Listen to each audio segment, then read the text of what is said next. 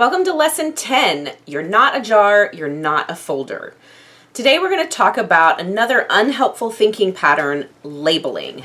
And labeling is when you assign yourself or someone else to a category based on perceived flaws or weaknesses. So for example, if I failed at something, a labeling would be, I'm a failure.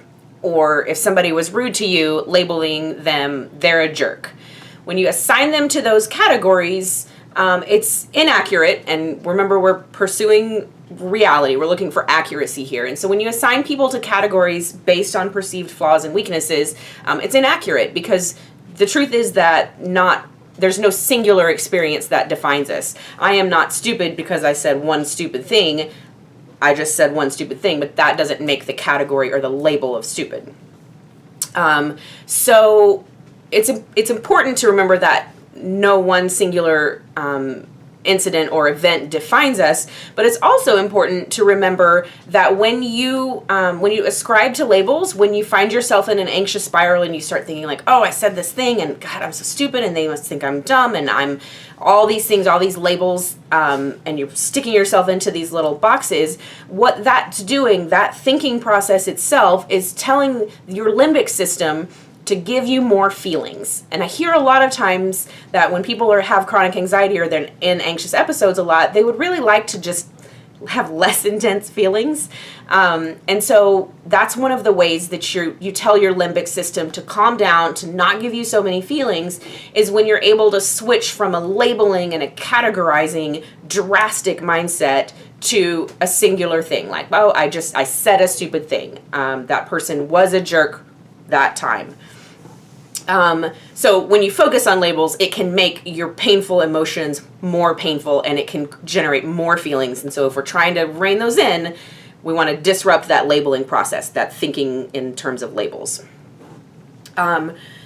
So labels are finite, and that's one of the reasons the limbic system responds so drastically to it, is because if I say I'm dumb because I said a dumb thing, I'm dumb, then the implication of that is that there's nothing I can do about it. That is who I am. That is who I'm going to be. That's who I've always been. That is what it is.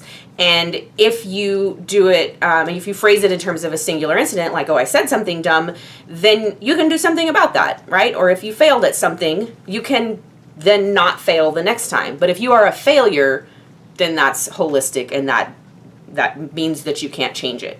So we want to change that thinking because we want your limbic system and your conscious mind and your subconscious mind and all of you to know that you can change your life, that you can change the experience of chronic anxiety.